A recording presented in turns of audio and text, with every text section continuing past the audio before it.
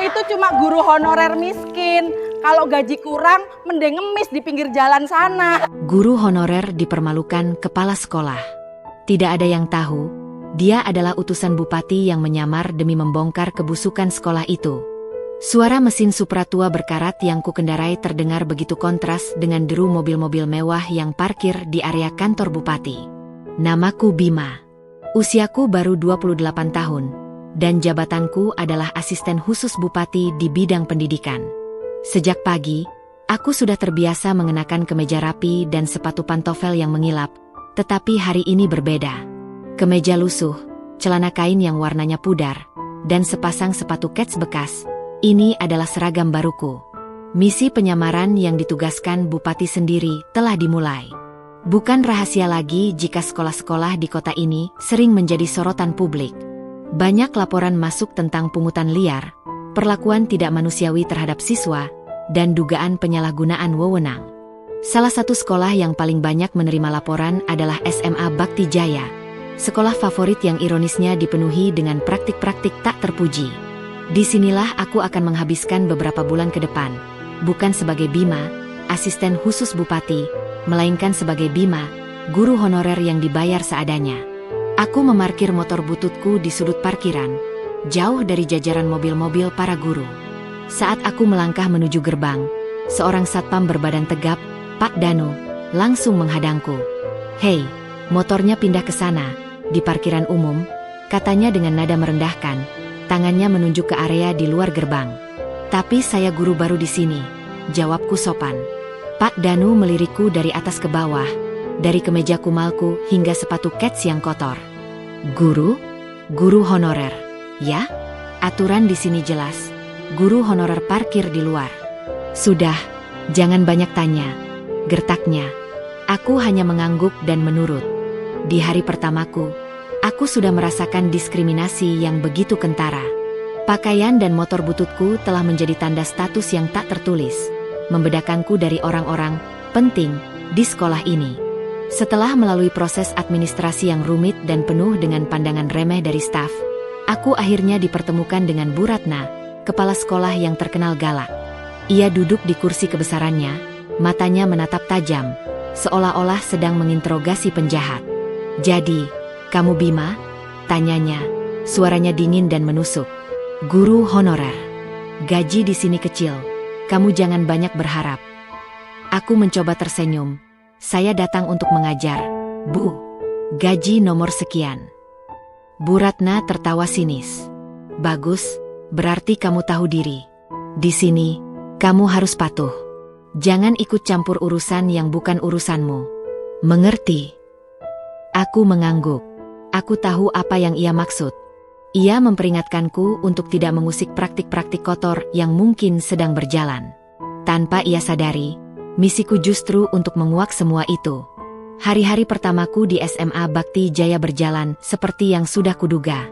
Selain mengajar, aku dipaksa melakukan pekerjaan-pekerjaan yang tidak ada dalam deskripsi pekerjaanku. Menyapu halaman, memperbaiki keran yang bocor, hingga memfotokopi ratusan lembar dokumen untuk guru-guru senior. Mereka memperlakukanku seperti pesuruh, bukan rekan kerja. Di kantin, aku sering mendengar mereka bergosip tentangku. "Lihat tuh si Bima, motornya aja karatan," kata salah seorang guru dengan tawa mengejek. "Makanya jangan jadi guru honorer. Miskin terus, timpal yang lain." Aku hanya bisa menunduk, pura-pura tidak mendengar. Setiap hinaan, setiap perlakuan tidak adil, semuanya terekam jelas di ingatanku. Ini adalah bagian dari misiku. Dengan kamera kecil yang tersembunyi, aku mendokumentasikan setiap pelanggaran. Dari pungutan liar yang terang-terangan dilakukan di depan siswa, hingga perlakuan kasar Bu Ratna terhadap siswa yatim yang kesulitan membayar. Aku tahu, penampilan sederhana ini adalah kunci. Tidak ada yang akan curiga. Tidak ada yang akan menganggapku serius. Mereka melihatku sebagai guru honorer biasa yang tak punya kekuatan apa-apa. Mereka terlalu sombong dan merasa di atas angin, sehingga mereka tidak sadar bahwa mata dan telinga bupati ada di tengah-tengah mereka. Aku adalah bayangan yang menanti saatnya untuk muncul dan membawa keadilan. Peran sebagai guru honorer semakin menggerus mental dan fisikku. Setiap hari, aku disuguhi pemandangan yang sama, hierarki yang jelas, di mana guru honorer, seperti aku, dianggap sebagai kasta terendah. Tugas mengajar yang seharusnya menjadi fokus utamaku, seringkali tergeser oleh pekerjaan lain yang tak ada hubungannya, seperti membersihkan ruang guru dan mengangkut kardus-kardus berat. Mereka memanggilku seenaknya, seolah aku adalah pesuruh. Bima, kesini sebentar. Tolong fotokopi dokumen ini, 20 rangkap, sekarang. Aku menuruti semua perintah itu tanpa protes. Dalam senyap, aku menyalakan perekam suara di sakuku. Setiap perintah merendahkan, setiap percakapan yang penuh cemooh, adalah data yang berharga. Aku merekam bagaimana Bu Ratna berbicara dengan nada angkuh kepada orang tua murid yang datang mengeluh tentang pungutan liar, atau bagaimana ia mencela seorang guru honorer lain karena tidak bisa membayar iuran rapat. Tugas utamaku adalah mencari bukti pungutan liar. Aku mulai memperhatikan interaksi antara guru-guru senior dengan siswa. Puncaknya, aku melihat seorang siswa berprestasi bernama Dimas dipanggil ke ruang tata usaha. Aku menguping dari balik pintu yang sedikit terbuka. "Dimas, kenapa bayaran ekstrakurikuler kamu belum lunas?" Suara Bu Ratna terdengar membentak. "Sudah ibu kasih waktu, tapi kamu tidak ada itikat baik. Apa ibu harus mencoret namamu dari daftar lomba cerdas cermat?" "Maaf, Bu. Ibu saya sakit. Uangnya sudah dipakai untuk berobat," jawab Dimas, suaranya bergetar. "Alasan saja. Saya tidak peduli. Kamu tidak bisa menuntut hakmu kalau kewajibanmu tidak kamu tunaikan," balas Bu Ratna tanpa empati sedikitpun. Kemarahan menjalar dalam diriku, tetapi aku harus menahannya. Aku tahu, jika aku membela Dimas saat itu juga, penyamaranku akan terbongkar. Aku memotret ekspresi ketakutan di wajah Dimas, merekam ancaman Bu Ratna, dan menyimpan semuanya sebagai bukti.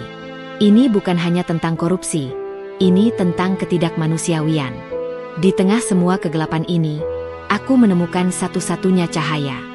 Dia adalah Ibu Santi, guru muda yang mengajar kesenian. Tidak seperti guru lain, ia tidak pernah memandang rendahku. Saat yang lain mencela motor bututku, ia justru bertanya tentang sejarahnya. Saat yang lain menyuruhku membelikan makanan, ia datang membawa bekal dan menawariku untuk makan bersama. "Maaf ya, Mas Bima," katanya suatu siang saat aku sedang menyapu halaman. "Saya tahu ini bukan tugas Bapak, tapi saya tidak bisa berbuat apa-apa." "Tidak apa-apa, Bu," jawabku, tersenyum. "Anggap saja saya sedang olahraga." Ibu Santi membalas senyumku. Ia adalah satu-satunya orang di sekolah ini yang memperlakukanku dengan hormat. Dari percakapan dengannya, aku tahu bahwa ia juga muak dengan praktik-praktik di sekolah ini. Tetapi seperti aku, ia tidak punya kekuatan untuk melawannya. Setidaknya, ia berpikir begitu. Suatu malam, aku menghubungi ajudan bupati melalui sambungan telepon aman. "Aku butuh data keuangan sekolah 3 tahun terakhir," bisikku. "Dan juga data siswa yang terkena sanksi karena pungutan liar." "Siap, Mas Bima. Dalam 3 hari data sudah kami kirimkan ke tempat aman yang sudah kita sepakati," jawab ajudan itu. Aku menyusup ke ruang arsip yang gelap dan pengap. Di sana, aku mencari dokumen-dokumen yang bisa menjadi kunci. Mataku tertuju pada sebuah map dengan tulisan "Dana Bantuan" yang tebal. Saat aku membukanya, jantungku berdegup kencang. Di dalamnya, ada surat edaran pungutan liar yang ditandatangani oleh Bu Ratna dan beberapa guru senior. Aku memotret semua lembar dokumen itu dengan cepat dan mengirimnya kepada timku. Semua bukti telah terkumpul. Kini, aku hanya tinggal menunggu waktu yang tepat. Pukulan balik akan segera datang, dan aku akan memastikan Bu Ratna dan para kroninya merasakan keadilan yang setimpal.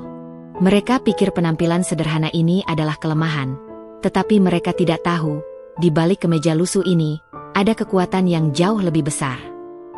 Setelah bukti-bukti kunci berhasil kuamankan, aku merasa misiku hampir selesai. Namun, langkahku selanjutnya justru menghadapi tantangan yang lebih berat, tekanan dan intimidasi yang kian memuncak. Bu Ratna seolah mencium bau ancaman. Ia semakin sering memanggilku, bukan untuk mengajar, tetapi untuk mempermalukanku di depan guru-guru lain. Suatu pagi, saat rapat guru, ia tiba-tiba menunjuk ke arahku. "Lihat, Bima, kamu ini guru, Seharusnya jadi panutan. Masa pakai sepatu bolong begitu? Tidak malu sama siswa? Aku hanya menunduk, pura-pura tidak mendengar. Tapi Bu Ratna tidak berhenti di situ. Ia melanjutkan, gaji honorer itu kecil. Ya wajar saja. Pakaian lusuh, motor butut. Jangan berharap banyak, ini kenyataan hidup. Kata-katanya begitu menohok, bukan karena ia benar, tapi karena ia sengaja melakukannya di depan banyak orang. Aku tahu, ini adalah bagian dari strateginya untuk menjatuhkan mentalku. Ia ingin aku merasa rendah diri, menyerah, dan berhenti mengusik. Namun, ia tidak tahu, semua hinaannya justru menjadi bahan bakar bagiku. Setiap kata cemoohan yang ia lontarkan, setiap pandangan meremehkan dari guru-guru lain, semua kurekam. Suara sinisnya menjadi bukti kuat tentang karakter aslinya. Sejak saat itu, perlakuan mereka semakin buruk. Aku tidak hanya disuruh-suruh, tetapi juga dipaksa untuk membersihkan toilet sekolah yang kotor dan memindahkan karpet aula yang berat sendirian. Itu sudah tugas kamu, Bima. Anggap saja ini tambahan jam mengajar, kata seorang guru senior, menertawakanku. Aku terus menuruti semua perintah itu, sambil sesekali mengirimkan laporan dan bukti kepada timku. Aku tahu, kesabaranku adalah senjata paling ampuh. Semakin mereka menekan, semakin banyak bukti yang mereka berikan padaku tanpa sadar. Puncak dari semua ini terjadi pada satu sore. Aku sedang duduk di ruang guru, memeriksa tumpukan tugas siswa, ketika Bu Ratna tiba-tiba masuk dengan wajah merah padam. Bima, ikut saya, perintahnya. Ia membawaku ke ruangannya. Di sana, sudah ada 3 guru senior yang menunggu. Suasana tegang menyelimuti ruangan. Ada laporan, uang kas sekolah hilang. Kamu satu-satunya orang asing yang sering mondar-mandir di sini, Bu Ratna menuduh, matanya menyipit. Aku terkejut. Saya tidak tahu apa-apa, Bu. Jangan pura-pura. Kami tahu kamu butuh uang. Dengan gaji honorer kecil, pasti kamu gelap mata, tuduhnya tanpa bukti. Ini adalah jebakan. Mereka ingin menjebakku, mengalihkan perhatian dari masalah utama. Aku harus tetap tenang. Bu, saya tidak pernah menyentuh uang kas. Saya datang ke sini untuk mengajar. Jawabku, berusaha menjaga nada suaraku. Jangan berbohong. Kami sudah melihatmu beberapa kali sendirian di ruang kas, timpal salah satu guru. Aku tahu mereka berbohong. Aku memang sering berada di dekat ruang kas, tetapi itu untuk mengamati dan merekam praktik pungutan liar yang mereka lakukan. Namun, kini mereka memutarbalikkan fakta. Mereka menuduhku mencuri. Aku merasakan tekanan yang luar biasa. Jika aku tidak bisa membela diri, penyamaranku akan terbongkar sia-sia, dan misi ini akan gagal. Aku harus memikirkan langkah selanjutnya. Di tengah tuduhan ini, aku tahu Bu Ratna sedang panik. Dia merasa terancam, dan tuduhan ini adalah cara untuk mengusirku. Dalam hatiku, aku berbisik, Bima, jangan menyerah. Ini adalah ujian terakhir sebelum kebenaran terungkap. Biarkan mereka terus mengoceh, karena sebentar lagi, suara kebenaran akan jauh lebih nyaring dari semua kebohongan mereka. Tuduhan mencuri uang kas adalah serangan paling licik dari Bu Ratna. Aku harus mengakui, ini membuatku sedikit goyah. Saat tuduhan itu dilontarkan, aku hanya bisa menunduk, tahu bahwa aku tidak boleh membongkar identitasku sekarang. Namun, dari sudut mataku, aku melihat Ibu Santi memandangku dengan tatapan khawatir. Ia adalah satu-satunya orang yang tidak ikut menuduh atau menertawakanku. Beberapa hari setelah kejadian itu, tekanan dari Bu Ratna dan para guru senior semakin menjadi-jadi. Mereka memasang mata-mata di setiap sudut sekolah, mengawasiku seolah aku adalah penjahat sungguhan. Aku tahu, ini adalah tanda bahwa mereka panik. Mereka takut aku menemukan bukti-bukti lain yang lebih fatal. Saat aku sedang memindahkan tumpukan meja di aula, Ibu Santi menghampiriku. Mas Bima, apa Bapak baik-baik saja? Tanyanya lembut. Saya baik-baik saja, Bu Santi, jawabku, sambil menghela napas. Terima kasih sudah peduli. Saya tahu Bapak bukan seperti yang mereka tuduhkan, katanya, suaranya sangat pelan. Ia menoleh ke kanan dan kiri, memastikan tidak ada orang lain. Saya melihat Bapak di luar sekolah. Bapak bertemu dengan seorang ajudan bupati, bukan? Dan Bapak tidak naik motor butut itu. Jantungku berdegup kencang. Ia tahu. Ibu Santi melihatku. Pikiranku langsung kacau. Apakah misi ini akan gagal di tangan orang yang paling aku percayai? Aku mencoba menyangkalnya. Maaf, Bu Santi, saya rasa Bapak salah orang. Ibu Santi menggeleng. Tidak, saya tidak salah. Saya juga sering melihat Bapak berbicara di telepon dengan bahasa yang tidak biasa. Bapak juga selalu mencatat banyak hal di buku kecil. Saya tidak tahu siapa Bapak sebenarnya, tapi saya yakin Bapak punya tujuan. Aku menatapnya dalam-dalam, mencari kebohongan di matanya. Tidak ada. Hanya ada ketulusan dan empati. Kenapa Ibu tidak membongkar rahasia ini? Tanyaku. Karena saya tahu Bapak sedang memperjuangkan sesuatu yang benar. Praktik-praktik di sekolah ini harus dihentikan, bisiknya. Saya tahu, Bapak adalah satu-satunya harapan kami. Pengakuan Ibu Santi membuatku merasa lega sekaligus khawatir. Kini, ada orang lain yang tahu siapa aku. Namun, kepercayaannya justru memberiku kekuatan baru.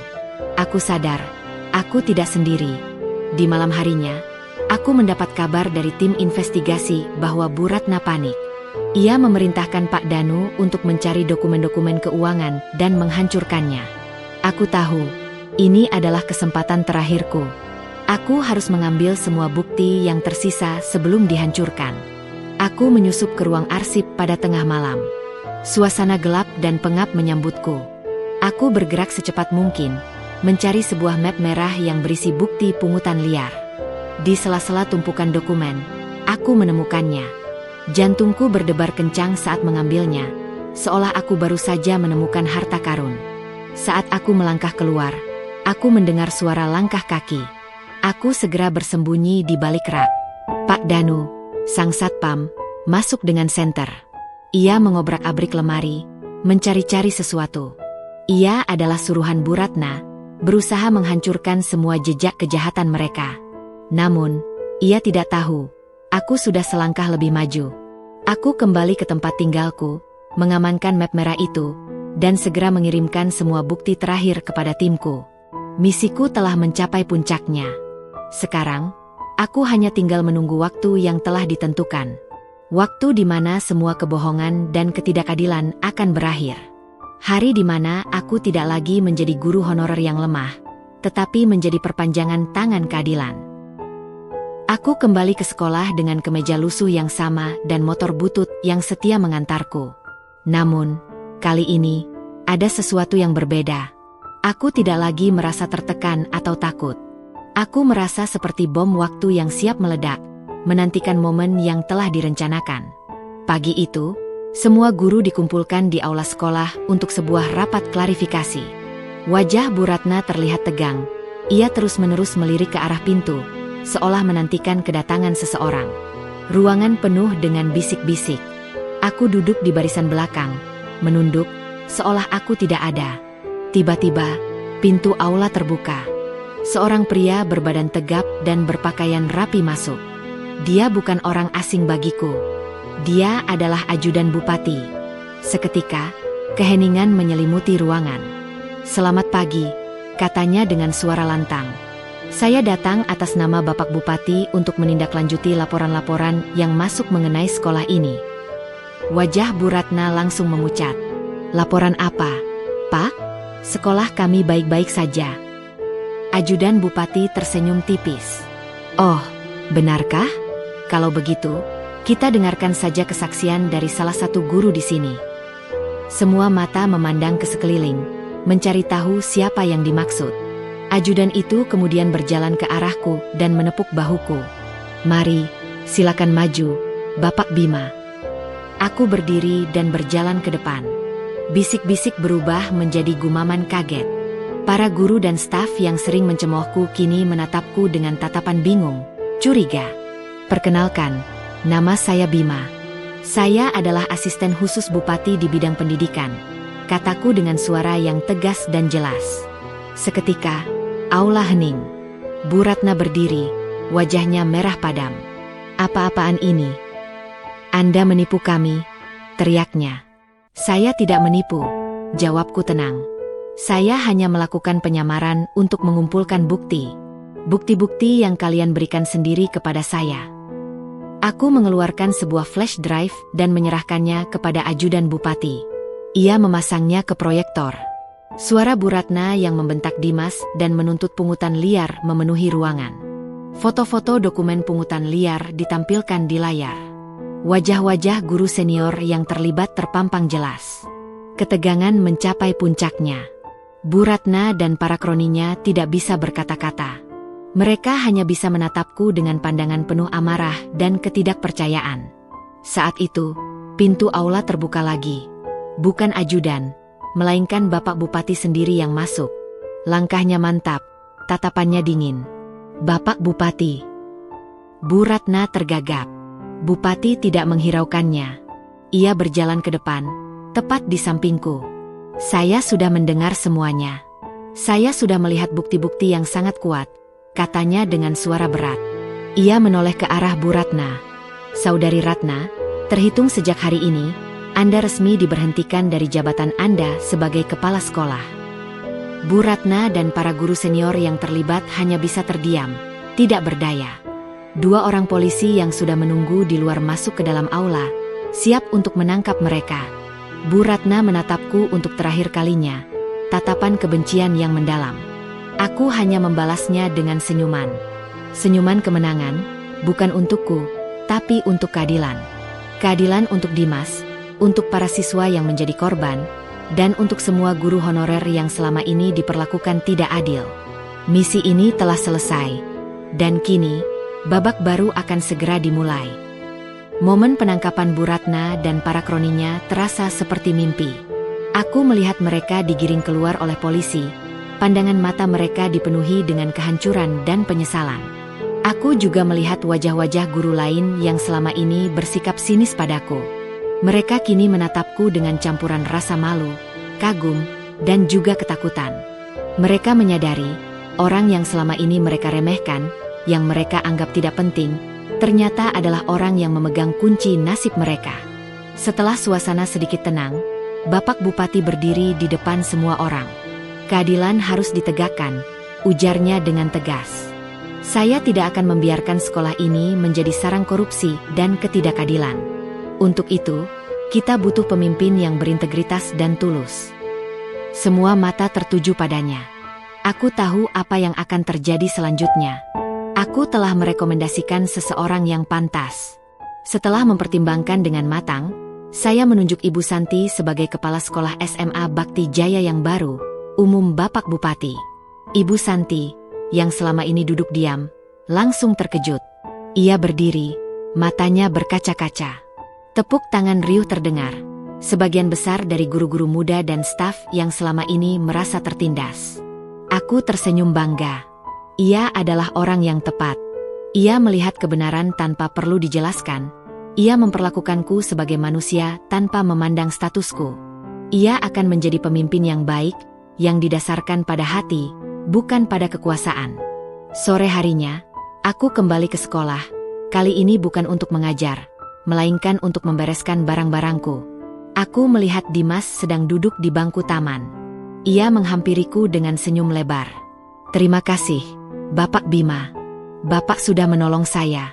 Saya tidak akan dikeluarkan dari sekolah, katanya tulus. Aku mengacak-acak rambutnya. Sama-sama, Dimas. Teruslah belajar dan raih mimpimu. Ya. Saat aku hendak pergi, Ibu Santi datang. Terima kasih, Mas Bima. Saya tidak tahu harus berkata apa, ucapnya, suaranya bergetar. Ibu yang pantas mendapatkan posisi ini. Ibu punya hati yang tulus, kataku. Aku menatap motor Supraku untuk terakhir kalinya. Aku tidak lagi melihatnya sebagai motor butut yang berkarat.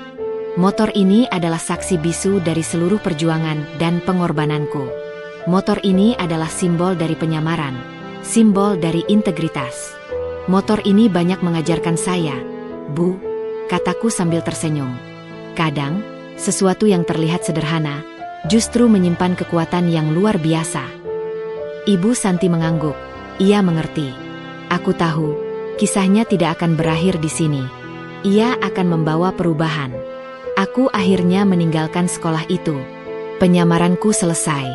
Aku tidak lagi mengenakan kemeja lusuh.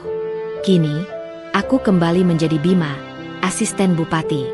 Namun, pengalaman ini selamanya mengubah pandanganku.